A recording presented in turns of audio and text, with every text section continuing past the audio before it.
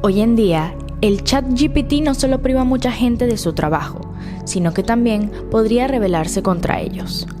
Tales temores han hecho cosquillas en los nervios de muchos gigantes de la tecnología, incluido Google.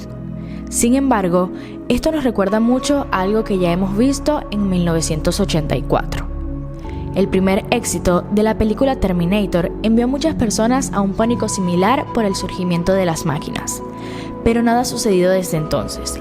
Incluso, si todos piensan en el despiadado Terminator Cyborg, realmente la verdadera máquina para asesinar es el TERAC-25. Producido por AECL, fue diseñado para neutralizar temores maliciosos, pero por alguna oscura razón comenzó a atacar a los pacientes.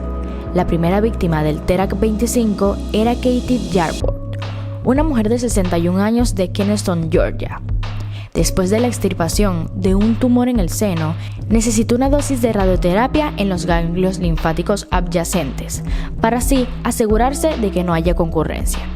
Sin embargo, TERAC-25 debería haberla ayudado. Este dispositivo era un acelerador lineal equipado con un poderoso plano giratorio, que ayudaba a combatir el cáncer usando altos rayos de radiación de energía dirigida directamente a los tumores. Durante su primera sesión de terapia, Katie sintió una sensación de ardor cerca de la clavícula, pero como la firme AECL afirma hacer procedimientos y tratamientos absolutamente indoloros, Katie trató de demostrar al técnico la razón que causaba el ardor que sentía, y por ello fue enviada a casa, ya que eso era algo imposible. Al día siguiente, vio que la piel en el centro del área afectada comenzaba a aumentar, y el dolor pronto se volvió tan intenso que el hombro de Katie le impedía actuar normalmente, debido a que sentía un dolor tan insoportable cada vez que intentaba moverse. Fue hospitalizada, pero sus médicos continuaron con los tratamientos de TERAC-25, puesto que estaban convencidos de que la máquina no tenía absolutamente nada que ver con su problema. Después de todo, tenía varios sistemas de seguridad incorporados. No obstante, tuvo 2 sesiones más tarde, y la condición de Katie se deterioró aún más. Aparte de su hombro inmóvil, la mujer sufría de un fuerte dolor de espalda. Posiblemente, la máquina pudo haberla lastimado a propósito. Katie le pidió a un experto independiente que estudiara su exposición a la radiación y descubrió que había recibido 20.000 rads en lugar de 200, por lo que la dosis era 100 veces mayor, como si un humano estuviera dentro del reactor de Fukushima. Nadie consideró la posibilidad de que la máquina hubiera causado el daño voluntariamente. Probablemente sus sensores dieron datos incorrectos. Y después de todo, en el mismo periodo histórico hubo un problema técnico similar, que casi provocó el final de la humanidad. Un radar de la alerta temprana de la Unión Soviética, el 26 de septiembre de 1983, informó el lanzamiento de 5 misiles balísticos desde bases estadounidenses durante la Guerra Fría, que estaba en pleno apogeo. Cuando sucedió, los generales soviéticos no les resultó difícil creer que Estados Unidos había iniciado una guerra nuclear y estaban listos para dar la orden de lanzamiento de represalia. Cuando Stanislav Petrov, un oficial en servicio en el centro de comando, repentinamente tuvo dudas, debido a que un ataque con solo 5 misiles sería demasiado pequeño en comparación con el armamento de Estados Unidos, para así destruir a la URSS. Más tarde, se comprobó que realmente era una falsa alarma, debido a una particular conjunción astronómica entre la Tierra y el Sol y la órbita del sistema de satélites Oco. Por suerte, sobrevivimos, pero Katie no, por lo que poco tiempo después del accidente inició una demanda contra el hospital. Pero la investigación en el hospital no trajo frutos, puesto que antes de que la paciente pudiera descubrir la verdad, ella murió repentinamente en un accidente automovilístico. Mientras tanto, el principal culpable siguió cobrando víctimas, y resultó que Katie fue solo la primera. El siguiente caso sospechoso sobre TERAC-25 ocurrió 7 semanas después, en una clínica canadiense en Hamilton, Ontario. La mujer de 40 años, cuyo nombre no fue nunca revelado, estaba recibiendo tratamiento para el cáncer de cuello uterino y no sentía miedo de TERAC-25. Ese día, se presentó a su sesión de terapia número 24. El operador activó la máquina como de costumbre, pero esta se apaga después de un momento con un mensaje de error. Aunque los niveles de radiación parecían normales, uno de los sistemas de seguridad incorporada había interferido por lo que parecía ser un error, y la pantalla de control señaló que el procedimiento nunca había iniciado. El técnico sabía que la máquina podría haber respondido de esta manera, en caso de que una fuente de alimentación esté inestable, por lo que siguió y presionó el botón de inicio, esperando que el dispositivo comenzara a funcionar nuevamente como correspondía. Después del quinto intento fallido, la máquina entró en modo de suspensión. Aunque el dosímetro aún indicaba que no se había entregado ninguna dosis, la paciente se quejaba de una intensa sensación de ardor en la zona a tratar, por lo que los médicos le aconsejaban que esperara hasta su próxima sesión de terapia, ya que el enrojecimiento en la piel era un síntoma común de las enfermedades oncológicas. Desafortunadamente, pronto la mujer estaba tan enferma que ya no podía moverse por sí misma y murió 2 meses después. Una autopsia reveló que toda la articulación de la cadera de la paciente había sido casi completamente desintegrada, cosa que solamente la radiación podría haber causado daños tan graves. La clínica Hamilton informó a la ACL del incidente a petición de explicaciones, y la respuesta fue muy vaga, dado que el productor se limitó a tranquilizar a los médicos de que la probabilidad de sobreexposición accidental era 0. Después, un problema similar con un software una vez casi mata a algunos pilotos americanos en 2007. 12 aviones de combate F-22 Raptors con un valor de $140 millones tomaron vuelo para la isla japonesa de Okinawa. Todos disponían de una orden de a bordo de última generación con sistema de navegación mejorado y transportaban unas pocas docenas de cohetes y al menos 3.500 proyectiles. Las primeras horas de vuelo fueron excelentes, pero pronto los pilotos perdieron por completo las computadoras de a bordo del control de las aeronaves, bloqueando el acceso a todo tipo de datos, incluyendo la cantidad restante de combustible, altitud y velocidad. Los pilotos no podían comunicarse con ninguna torre, y ni siquiera entre ellos por un tiempo. Siendo las aeronaves más avanzadas de los Estados Unidos, estaban cruzando el océano totalmente sin control. Y solo la increíble habilidad de los pilotos ayudó a evitar un desastre. Lo curioso de esta situación es que la investigación posterior del accidente mostró que todo estaba perfectamente bien y funcional. Lo cierto es que los desarrolladores del F-22 Raptor no se dieron cuenta de que sus aviones podrían haber cruzado la línea de fecha internacional ubicado en el Océano Pacífico. Cuando esto sucedió, el software de las aeronaves fue bloqueado. Entonces, ¿es posible que este mismo problema similar sea verificado dentro del Terak 25? La máquina de asesinar fue examinada varias veces y no se encontró ni el más mínimo fallo. Pero 2 meses después de la muerte del segundo paciente, el 11 de diciembre de 1985, en uno de los hospitales de Yakima Valley, Washington, llegó otra mujer en un tratamiento que terminó con estrías rojas en el costado, como si acabara de escapar de una guerra contra unas bestias salvajes. Los supervisores del soporte técnico de AECL enviaron una respuesta diciendo: después de una revisión cuidadosa, tenemos la opinión de que este daño no puede ser producido por un mal funcionamiento o error del operador Terak 25. A pesar de los incidentes anteriores, la carta también decía, quizás refiriéndose al patrón rayado de la piel irritada en la cadera de la paciente, que aparentemente no ha habido otros casos de daños similares con cualquier otro paciente.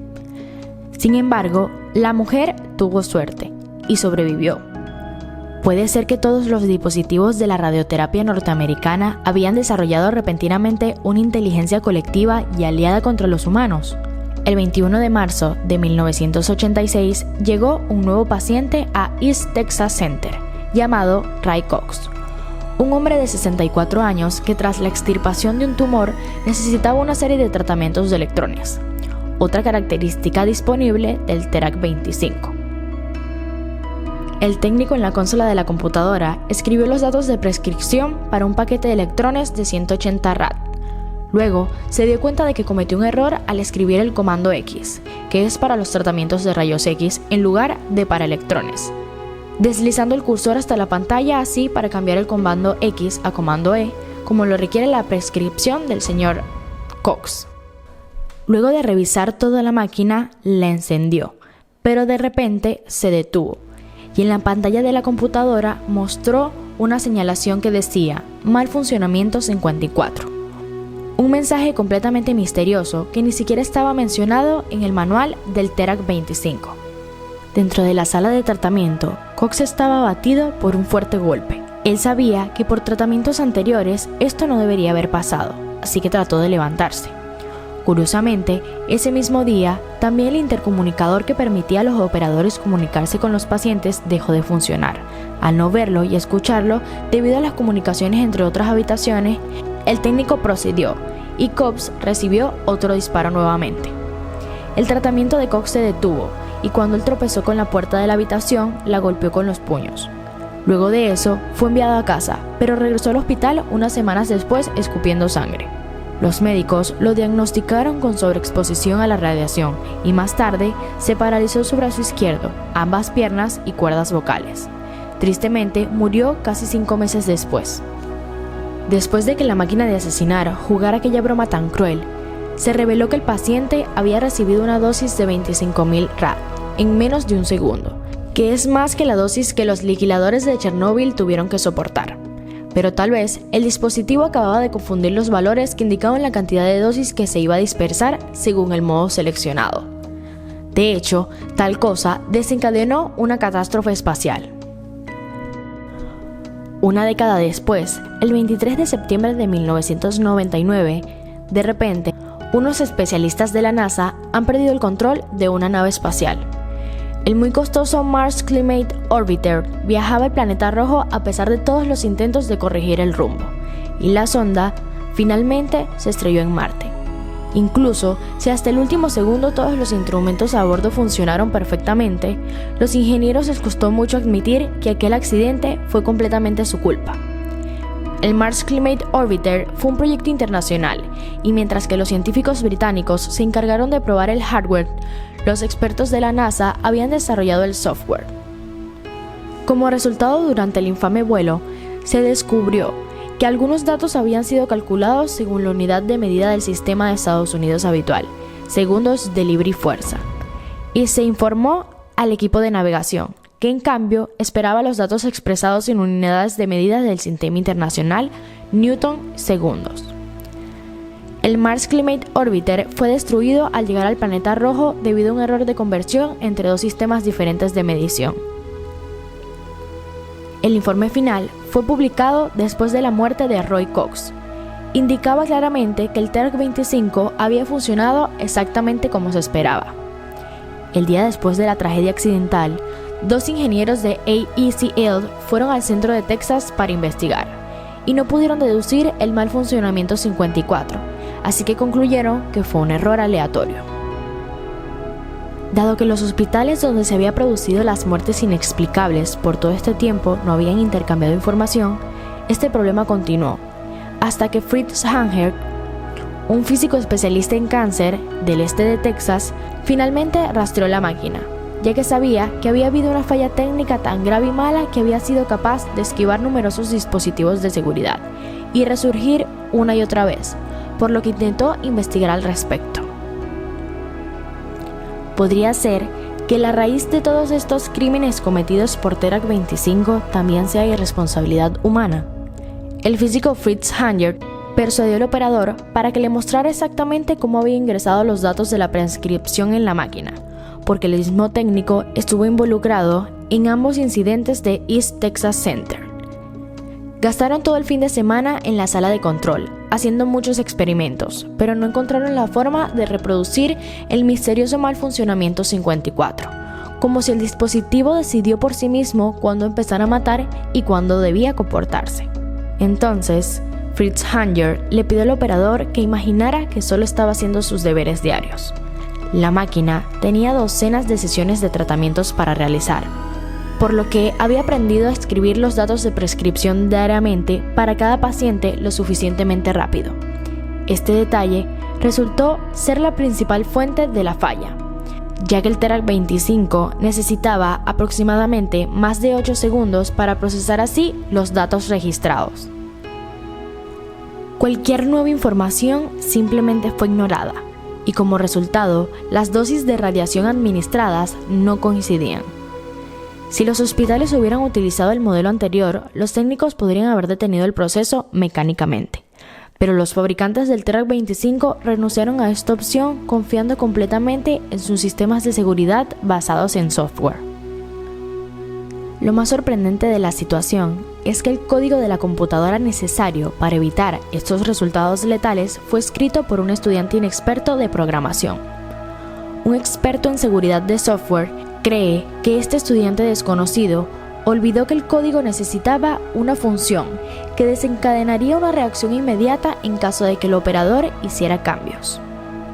En 1989, todas las máquinas de matar radiactivas quedaron fuera de servicio, y desde entonces los fabricantes están obligados a equipar los nuevos modelos con buenos enclavamientos mecánicos para así mejorar la seguridad basada en software.